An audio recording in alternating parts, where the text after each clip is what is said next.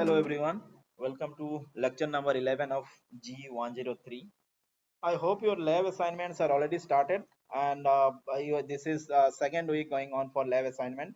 So please note that your TAs should send you the assignment every week by Monday evening. Maybe this week there will be exception. So this week TAs will send you assignment by today or maybe tomorrow morning. But from next week TA should send you assignment by Monday evening. If you are not you have if you not receive a assignment by in any week by Monday evening, let me know. This is the first point. Another point is every week after the evaluation, the marks should be uploaded in your Excel sheet immediately or by the next day. Because if you have any doubt or any complaint regarding the marks, you can only complain till Saturday and we will try to fix it by Sunday. Once the next week started, that is the next Monday comes, there will be new assignment uploaded and we will not listen any kind of complaint regarding the old assignment. So always remember that point. This is very important for you. Please do not complain later. During the time of mid-sem, if you complain, or during the time of end-sem, if you complain that I got good marks in that particular lab, then these will not possible for us to entertain. Regarding this class, if you remember last class, I stopped here. I explained you different types of data types. One more thing here, from last class onwards, I am following the textbook and I have started from chapter 3. So my advice is please read the chapter 3 from textbook line by line. Then only you will understand. Then only all the concept will clear. Just following my lecture will not be enough. You by just following my lecture you cannot learn a programming language. I'm just trying to help you. Okay. And also remember that the question may come from this from the something written in this chapter which is not covered. And if any section is not required, then that part I will explicitly mention in my lecture that this particular section is not required. Don't read this particular section of this chapter, and all these will be mentioned in my class. Okay. Okay, so if we let us continue. The different types of data types are explained in last class.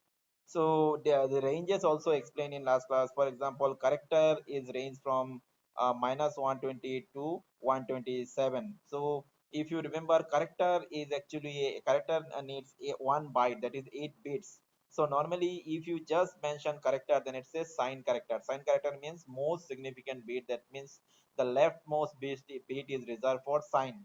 Okay, 0 means plus, 1 means minus. So the leftmost bit is reserved for sign. So character has a one byte, that is 8 bits. So out of 8 bits, if one bit is reserved for sign, then only 7 bit remains. So by 7 bit you can represent from 120 we can represent 0 to 127. That's why the range is from minus 128 to 127. Okay. And in case of integer, the moment every time when we write integer is actually a sign integer. That means here also the most significant bit is reserved as a sign bit. But integer takes 4 bytes. So 4 bytes means 4 into 8, 32 bits. So out of 32 bits, most significant bit is reserved for sign. So 31 bits are remaining. So by 31 bits you can represent this range minus 32,768 to 32,767. Okay, same is for float, same is for double. Read these ranges properly from this book, or you can also follow my slide or this link. This is the better link. Yeah, I have found that there is some values in this book for this range are not correct. Here it is correct, but I'll show you here in this table. In this table some values are not correct in this table. So for this which data type is taking how many bytes and what are the range of values for all these thing, I'll advise you to read this link. You can just click this link, or you can check it from here also. Just maybe I'll go here. Maybe you can pause here and you can read it from here. This is fine. Now if you go for the integer types, I have explained you three types of integer: short integer that take 2 byte, then integer takes 4 byte, then long integer takes 8 bytes. So what is the need of different types of integer? So as a programmer we must use as less memory as possible. So these different types of integer data type for integer is required based on the memory required for us. For example, if we want to store the age of a person in a variable, then you know the age of a person must range from 1 to 100 or maximum 130, not more than this. So in that case, you can easily go for a variable of type short instead of integer, because if you go for integer, it will take 4 bytes of memory reserved in your computer memory. So it will waste unnecessary memory. So if you want to save memory, and as a programmer, it is our responsibility to save memory when you will write a program. So if this your requirement is less, like just as I said that you want to store the age in a variable, then better go for short integer instead of going for a integer or long integer. So if a variable is for age of a person, then better go to short. Will save some memory. How will save some memory? Because if you declare a variable with short integer, then it takes only 2 bytes. But if you declare a integer variable, then it is taking 4 bytes. So whatever example I've shown you till in class, maybe from lecture 5 to lecture 10, I have just used integer a, integer b. So, but what are the values I have used? I have used integer a equal to 5, integer b equal to 6, like right. So actually, for all these small values, integer is not required. Integer takes 4 bytes. But if my all these values are like small values, then better go for short integer. So the different types of integer here, short integer, long, is only because of memory requirement. And as a programmer, you have to choose a variable, a data type based on your requirement. If your requirement is store a large value, then go for integer. And if your requirement is to store a larger value, then go for long integer also. So it is up to you. Okay.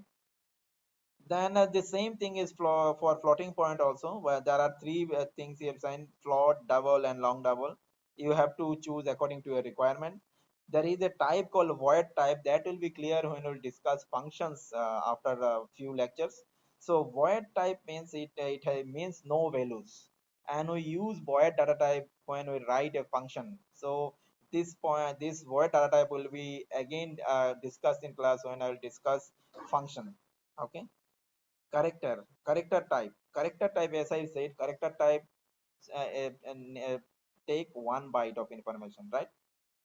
If character takes 1 byte of information, and every time if you just write character, I said that it's a signed character. That means the most significant bit is used as signed bit. But if you write unsigned before character like this, unsigned character, it means that most significant bit is not reserved for signed bit. If most significant bit is not reserved for sign bit, then all the 8 bits that a character allocate can be used to represent a number. So the maximum number with 8 binary bits possible to represent is 255, and the smallest number is 0. So for unsigned character, the range is 0 to 255. Where for signed character or only character, the values is from minus 128 to 127. Please remember all these things. That's why I'm saying please read the book, because it's not possible to explain all the small things properly here. I may skip some important points. So read this book, you'll understand everything. The next important thing that I will discuss today is declaration of variable. There is nothing new here. You already know how to declare a variable. What is variable? It also clear to you. What is the purpose of variable? That is also clear to you, right? So now the rule of declaring a variable. The rule of declaring a variable is like this: data type v1, v2, vm. You already know it. Just I'm showing you some example. These are some examples of rule. This is integer. This is the data type, and this is the variable name. Integer count, integer number, comma total, and double ratio. So I hope I have already explained you all these things if I remember it properly. I have written, suppose in my program sometime I written integer a. So if I write integer a, that means a is a variable of type integer. Here they have written integer count. It means count is a variable of type integer. You can also define or declare two variable in a single line, like integer number, comma integer total. This is also possible, but you have to use a comma here, not semicolon, right? So if I go here, I can write, suppose I can write count. This is a variable. I can also write count is already there. Yeah, I can write here, suppose I'm writing small variable name, suppose a, comma b, comma c. I can write the variable name like this also. There are three variables. See, there is here there is only one variable defined, but here in this line I've defined three variables separated by comma. This is also true, but you cannot use semicolon here like this. If you use semicolon like this, then it's a error. You have to use comma. But you can also use this integer d semicolon. If you write semicolon, that means a line ends here. You can use two lines here. Uh, integer dc. See, there is another variable. All are correct. All are correct. So what is the difference between line number 5 and line number 6? In line number 5, I have declared three variables in one line. But in line number 6, there is actually two lines, because in C, the moment you give semicolon, it means the end of one line. So in line number 6, actually you have written two C programming lines, okay, or two C statements. So you can write any number of C statement in one line, just separating by semicolon. If I write all these thing in one line, then also it will be correct. If I can write like this, then also it is correct. But to maintain clarity of your code, always use this. Do not write this type of code. Do not write this type of code. This is not advisable. This is not a good programming practice. Every time after semicolon, use a new line like this. Okay, so this is how we can define a variable. And if you remember, in my last class I explained how to write a variable name. You can write a variable name like count. This is valid, but you cannot write 5 count, 4 count, because a variable name must start with a letter or underscore. You can write underscore count, that is fine, but you cannot write 4 count. But you can write count 2, because a variable name must start with letter or underscore. But after this, a variable name may contain letter, digit, or underscore. Okay, so you should know it. So a, b, c are also proper variable names. I can write dc underscore 1, that is also a proper variable name. So please remember all these things. And yes, when you are writing a program, always try to write meaningful variable name. Do not write this type of variables a, b, c. Why I am writing a, b, c here? Because I am recording a live lecture, okay, and I'm trying to spend less amount of time on writing a program. That's why I'm using short variable names. But whenever you are writing a program, always give meaningful name for variables. For example, if you are want to store age in a particular variable, then use integer age. It is better, or short age. If you want to count something, then use integer count like this. If you want to add something, then use integer sum or float sum. So use meaningful variable name. Don't use a, b, c. These are not correct good programming practice. But maybe I will use the same this type of variable in this class to just save my time. Okay. And now regarding the data types here, if I compare here how to declare a variable data type plus variable name v1, v2, you can write any number of variables here. It can be one or it can be multiple variable name you can write here. So what is the data type here? Here data type is integer, a double, etc. If you go to my example, all data types are integer I have mentioned. So there are different types of data type. Normally character is written as char, unsigned character is written as unsigned char. Signed character can be written as signed char or single char. Signed integer can be written as signed int or just int. So the here I have written int, so it's actually signed integer. Okay, or short integer. If you want to write short integer, then you can write just short integer or just short.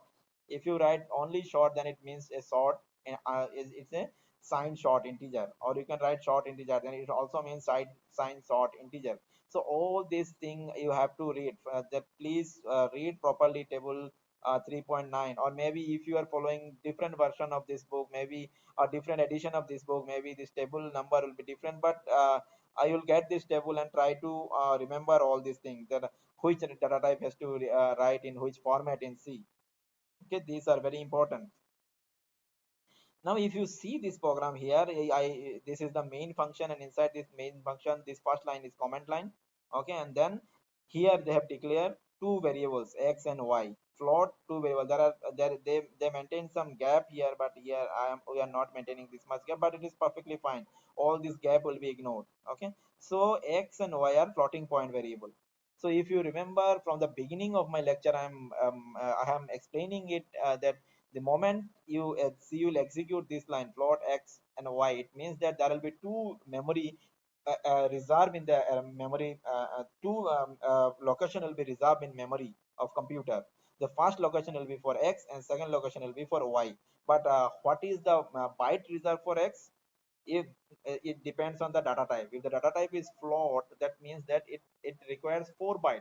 So 4 byte will be reserved in memory for x, and 4 byte will be reserved for y. But there is no guarantee that they will be consecutive or not. Maybe the memory of x is here and maybe memory of y will be here. That also I have explained you when I was discussing array in class. Next variable they are saying is integer code. That means code is also a variable, and for that variable also a memory will be allocated in computer memory. For example, suppose the memory is here, but what will be the size of this memory? This memory size will be 4 byte because integer. Next one is count. Count is also a variable for which compiler will reserve, the program will reserve a memory location in the computer memory. But what will be the size of that memory that will reserve? It's short integer, short 2 byte. So you have to understand all these things, and it's a common programming practice of C. And in old compiler of C, all the variables must be defined at the beginning. So here it means that if you want to write a program, so before writing any logic like if a statement, for loop, or whatever it is, all the variables that is required in your program must be declared first at the beginning of the program, and then you start writing the program. But actually this is not required for nowadays. But if you are writing a C program, you try to follow this rule. But nowadays the modern compilers, you can declare a variable in the middle also. For example, suppose here I can write some if statements or some for loop here, and after that for loop I can also declare some variable after this. That is fine in modern compilers. But still you can follow this rule that all the variables that is required in this program, you may define it, declare it at the beginning and then start your program. Okay. And now the next is the type of a constant. The constant I have explained you in class. There are different types of constant: integer constant, okay, then floating point constant. So what are the constant here? So uh, if we write a constant like this plus 111, then the default type of this is integer. Okay, the value is 111. Okay, if we write minus 222, then default type of this constant is also integer, but the value is minus 222. But if you want to write a constant with unsigned, it means that if you just write a number, then it's integer type, a constant. The type of that constant is integer. But if you want to write a constant which is unsigned integer, then you have to use a u symbol at the end of that number. It means that this is an unsigned integer. So to store this constant, 2 bytes will be used. So this is a this is a long value. This is an unsigned long value. So based on this these values, that this symbol that you will use at the end of that constant, corresponding memory will be allocated to store that constant. Okay. And this is similar for floating point variables and double variables. So now next is a very interesting type thing. It's called type def. Type def will be without type def also you can write your programs, but type def will be very important when we'll discuss structure and C structure, or when we'll try to write programs of data structures, linked list, doubly linked list, and all. At that time, type def will be very helpful. What type def means? By type def you can give a name of a data type. Right here, for example, here if you write this line in your code, type def integer unit, so after this line, instead of writing integer, you can also use units, and units will define as type def. Units will define an integer. For example, here, see, I have written integer. So if I use def type def integer and my type, okay, if I write this, then after this I can use this type, my type, instead of integer. See, that is, it is perfectly fine, there will be no issue. I can use this. See, I can use this. So here type def means by using type def you can give your own name to a particular data type. Here I have given the another name to integer, and now the new name is my type. So instead of integer you can use my type count, my type a, my type b. as a replacement of integer. But you can also use integer also. Using type def to rename the your rename integer to my type, it doesn't mean that you cannot use integer. You are not renaming integer, actually you are just giving another name to integer. So there, instead of integer, you can also call it with my type, but you can also declare a variable using integer. So both options are available to you. So this is what is called type def. So I am not spending much time on type def, because without type def you can write your program at least up to mid semester. You can use you can write your program without type def. So this is not very important for now. Okay, enum I am skipping for now. If you want, you can read it once from here. It is an interesting concept, but I'm not spending time on it now.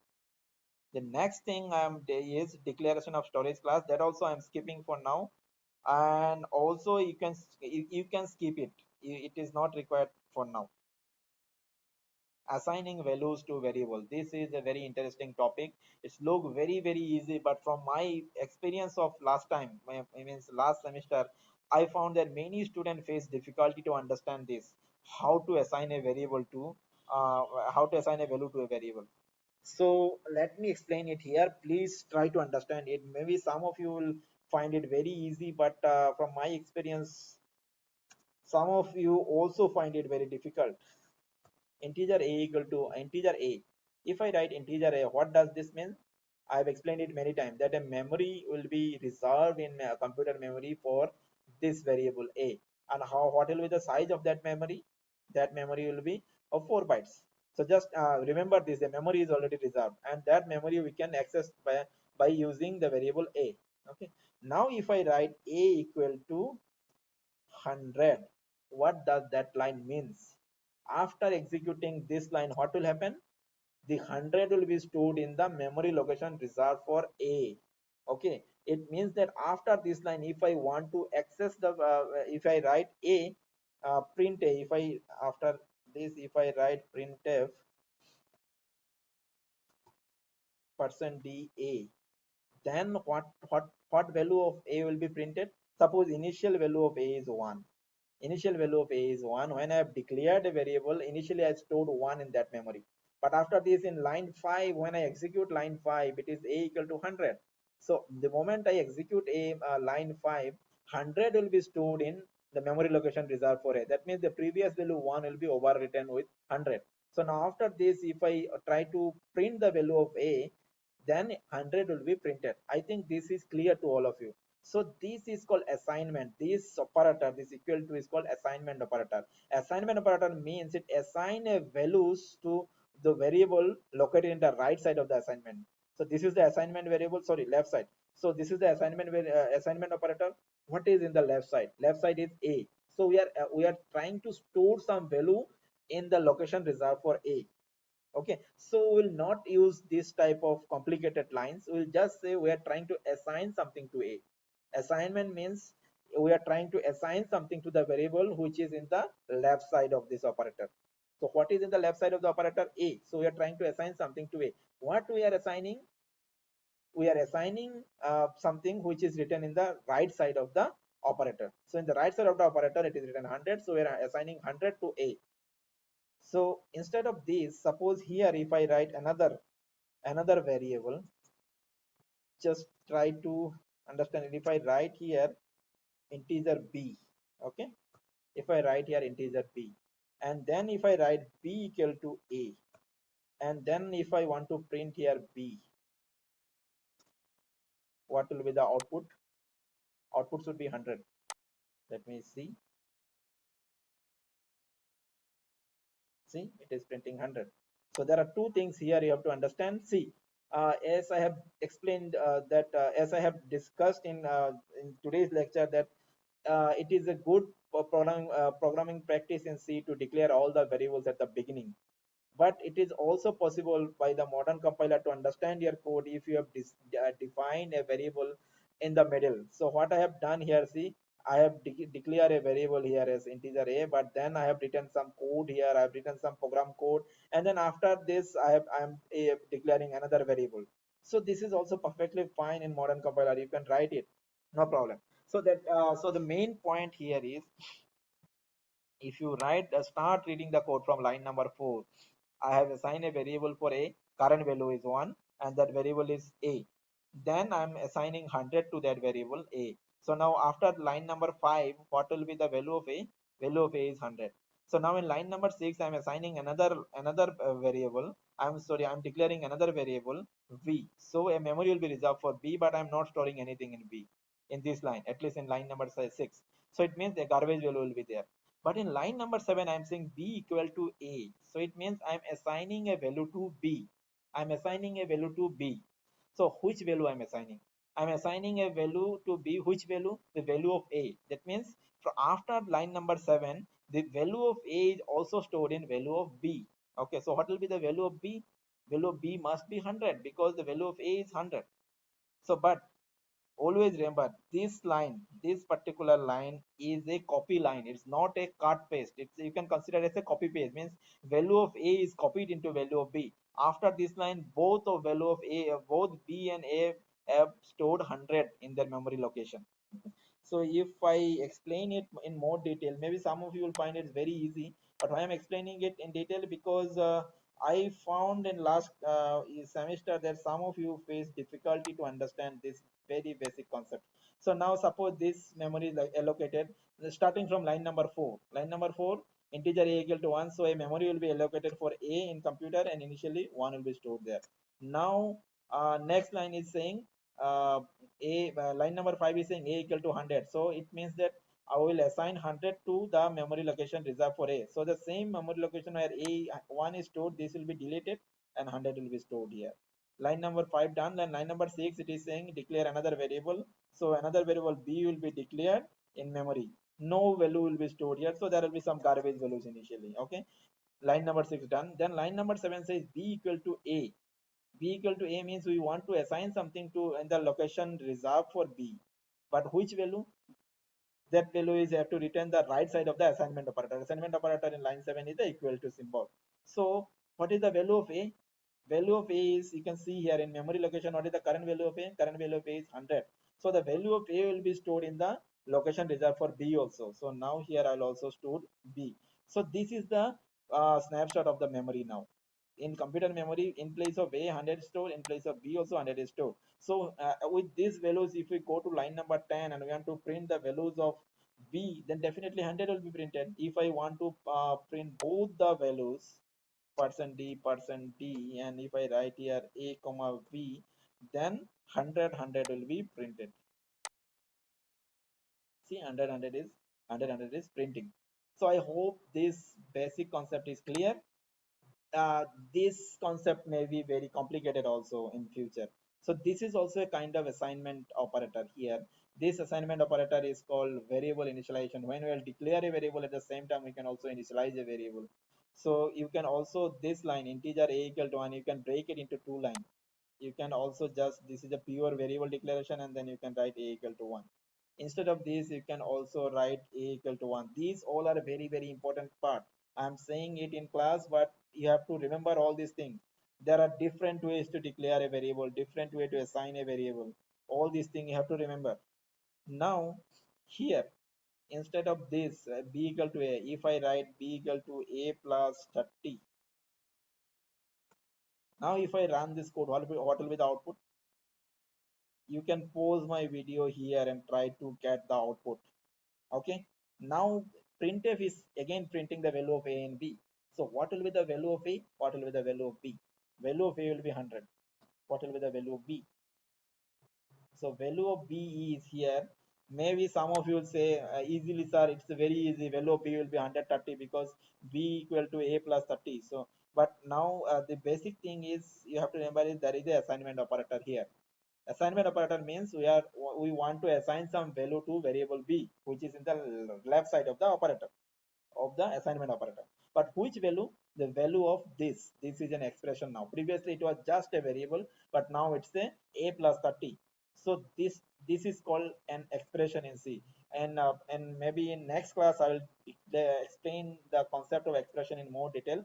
But expression is kind of thing that you know from your school standard also. If I write a plus 30, and if the value of a is 100, then what will be the value of this? What will be the final value of this expression? 100 plus 30, 130. So the first of all, this compiler, C compiler or C will calculate the value of this expression, and that value will be now assigned to the to B because of this assignment operator. So what will be the value of this expression? The value of A is 100, right?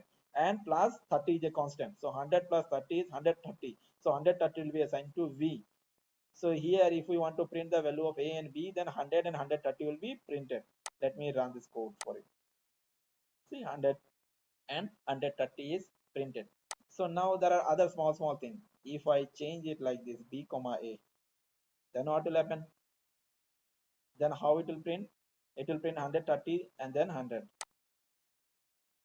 right? 130 and 100. Very simple thing, but you have to understand all these things. Again, I am repeating, if some of you find it very easy, I am helpless, because some of there may be some student, for them it is they will they may face difficulty to understand all these basic concepts. That's why I'm spending more time on basic concepts. But after, maybe from next week, I'll not discuss every programming syntax in such low level detail. Okay. Then if I go next to your textbook again, how they're also using some example to explain you how to assign a variable. This is the syntax: variable name equal to constant. Okay, this is the syntax of assigning a variable. Sometimes you can write constant here, you can also write an expression. See here, er equal to er plus 1. So here is a variable, you can write er plus 1. So this is an expression.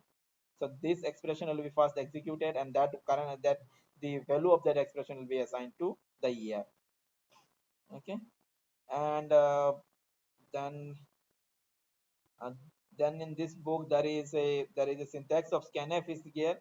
I have decided that I'll spend a complete class on scanf and printf, because these are two very important functions that we use in C programming. So most probably the next class, at least half of the class, I'll explain the complete details of scanf and printf. So for now, I am skipping it, but you can read it from here. I'm not saying to skip it. I'm skipping it for this lecture because I'm planning to explain it in next lecture, both scanf and printf in more detail.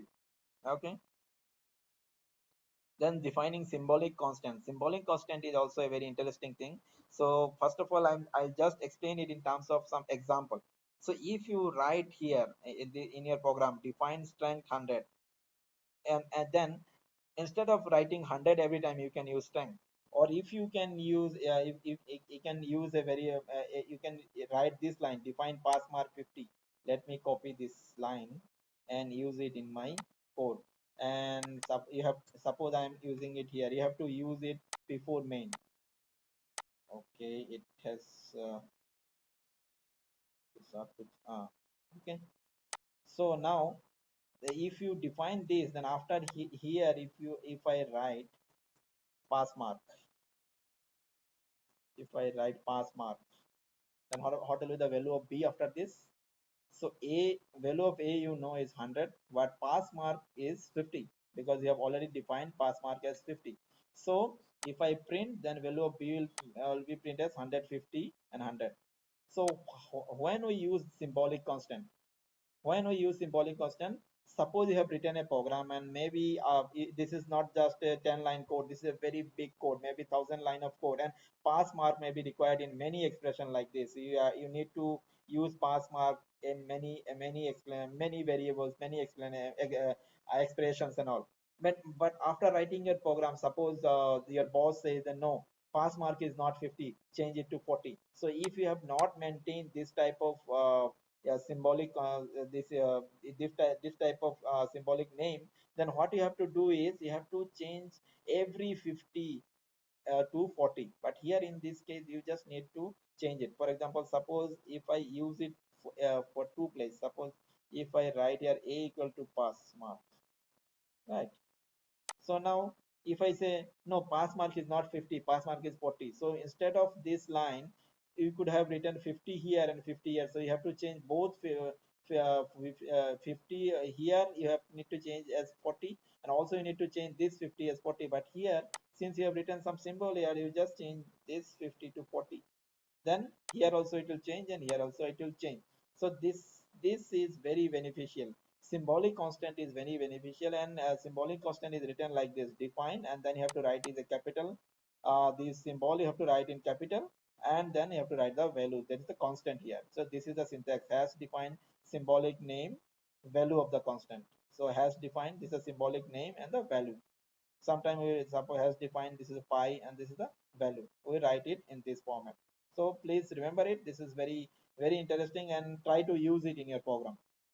There are some rules written for symbolic constant. Read it from this book. If anything is not clear, let me know. So declaring a variable as a constant.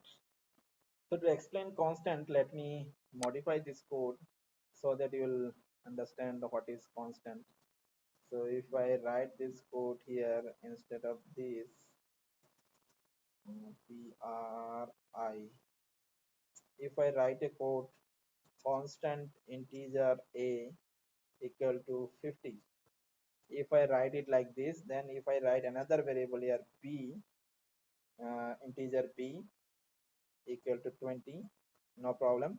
But if I try to suppose if I write here integer, that is another variable called b, and then if I write b equal to a, this program I have already explained it, so there will be no problem here also. But why I'm writing constant here? Now here if you try to write something like this, that a equal to suppose whatever, a equal to, suppose if you want to write 200, if you write this, then there should be an error. See, there is already showing an error. If I run this code, it is showing an error. Why it is showing an error? Because here you have defined it constant. Constant means if you declare a variable as constant, later you cannot change the value of that variable. You can use this value, no problem. Here what we are doing, we are using this value, we are assigning this value here. It means that we are using this value in line number 7. We are using this value of assigned initially assigned to a. You can use it, no problem. You can print it also, no problem, but you cannot change this value. The moment you want to change this value, it will show you an error. So that is called constant, right? So you cannot change this value like this will show an error. This is what the constant variable mean. So you can read it from here, you will understand it. And then next is declaring a variable as volatile. I'm skipping it again for you because you read it, you can read it from here, but that may not be required till mid-sem. But you can read it from here. So all these small concept I'll try to explain you again once you become expert in this programming, like what is constant. There are different rules of constant, different rules of volatile memories, volatile variables, and also all these things I'll try to explain in a separate lecture, maybe just after midsem, when you guys will at least you will become an expert of writing a C programming. So I'm not I'm why I'm not explaining all this detail here, because I'm not, I don't want to confuse you now.